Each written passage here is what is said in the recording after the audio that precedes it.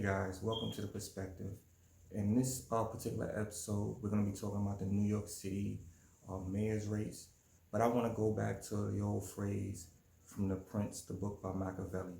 What Machiavelli gave the advice to a young prince when he said you have to make choices in politics is about picking the less of the two evils.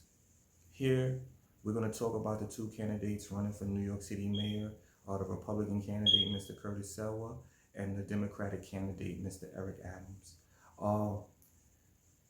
We're going to talk about their backgrounds, the platforms they have, and what effect it may have on the everyday citizen in the urban demographic in New York City.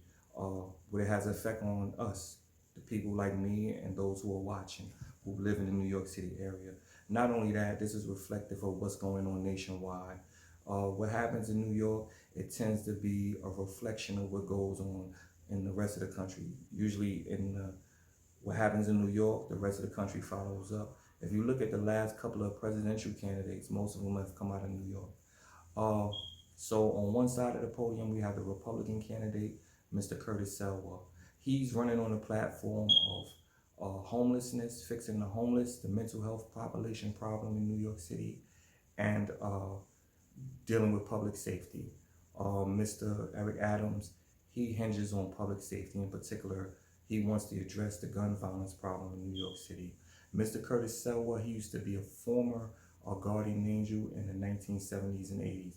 If you guys don't know about the Guardian Angels, they were a particular group who chose to take on crime when crime was running rampant back in the 70s and 80s in New York City.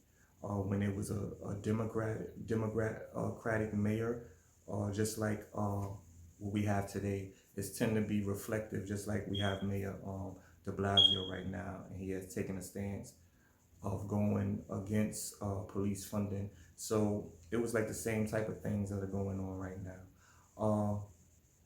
When we talking about Mr. Curtis Silwa, his platform that he's running on, he wants to fix the homeless problem in New York City, and he wants to fix the mental health problem. And he also wants to refund the police. He's taking a public safety stance. His position is that Mayor de Blasio and Mr. Eric Adams, neither one have a clear understanding of how to run the city. He says he's a man of the people, and he's out and about, just like you see in some of the videos. Mr. Eric Adams, he claims to be a victim of police brutality when he was a youth, and he's going on to be a police captain. He has taken a stance against gun violence, and that seems to be his main stance. He says that he wants to address problems within the Department of Education, educating the children in the city. He also says that he has a stance against homelessness. However, he has laid down no clear way to address any of these issues, but he does have a clear way to address the gun violence in the city, and his way of addressing it is to take a strong stance against it and to incarcerate and use private police forces to address the gun violence problem in the city. He also has taken a position that he wants to go back to the old ways of using stop and frisk policies. He says that he will use a more civil approach in it. However, I'm of the position of not to believe this individual, Mr. Adams, when he has taken a strong stance, and that was the first thing he spoke about when addressing gang violence and gun violence in the city. Mr. Curtis Silwa, he says that he has a clear plan to address the homeless problem in the city. But I just want to say one thing about that. As an individual who is out and about in the city all the time, who works with the mental health, the individuals with mental health problems, with criminal justice problems, and issues in the city, and substance misuse issues, I would just have to say this about Mr. Silwa. He wants to use social workers and licensed professionals to address the homeless problem, the mental health problem in the city. Licensed clinicians, however, I want to say just my observation from being out and about is that you have to have individuals who have lived experience. It can't just be people who have book knowledge. You have to have people who, and if it is people with book knowledge is not a problem. You just have to require that these people go out in the field and actually train and live amongst those who they serve. Uh, at the end of the day, the way I see it is that due to the bureaucracy of New York City, there's no true way to address these issues. There's no perfect solution. However, the solutions that these individuals take, they have to be individualized. It can't be a general patent method to try to do things. It can't be the old way of doing things where you just generally address a whole population. You have to use an individual approach. For Mr. Adams, I want to say one tactic. I said it to one of my relatives in law enforcement, and he thought I was stark out of my mind and quite crazy. When David Petraeus went into Iraq, and this is addressing his main issue, the gun violence and gang violence in the city. When he went into Iraq during the Iraqi conflict after 9/11, they see that their old tactics weren't working.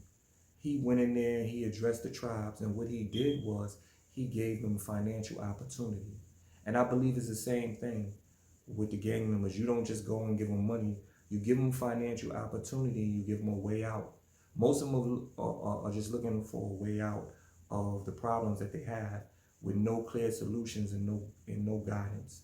So you have to give them opportunities. That's the only way you would solve the gun problem in the city. Because most of the gun problems is financially based, whether it's involved with criminal sale of narcotics or just the politics of being inside the gangs. But if these guys had opportunities and different alternatives, it would bring down substantially the percentage and the rates and the numbers of gang members.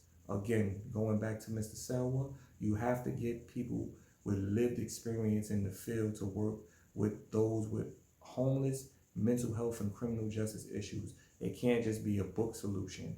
It has to be experience-based solution with those individuals who can identify and can truly address the issues of people with mental health, substance misuse, and criminal justice issues. So, guys, that's just my take on the New York City mayor's race, and that's coming up soon in November. You could leave some of your thoughts in the comments and tell me what you think about it. Outreach whatsoever in Penn Station or the surrounding areas. That has to be dealt with. And the police have got to put zero tolerance.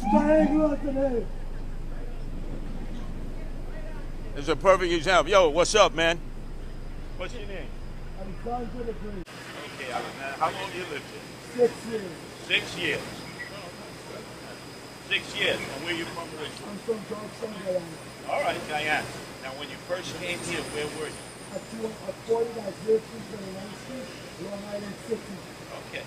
How did you end up here in the Penn Station area? I got lost in the wind. Have you ever been hospitalized? A lot of times. Like where? Belgium. Okay. Are you supposed to be on medication? Yes. What kind of medication? ADHD, PTSD, that's I have it. Okay. Does anybody come and try to care for you here? Yes. And what do they do? They saved my life. Save your life. Would you rather be somewhere else than Penn Station? It's okay. It's okay. It's okay. It's all right. It's all right. It's okay.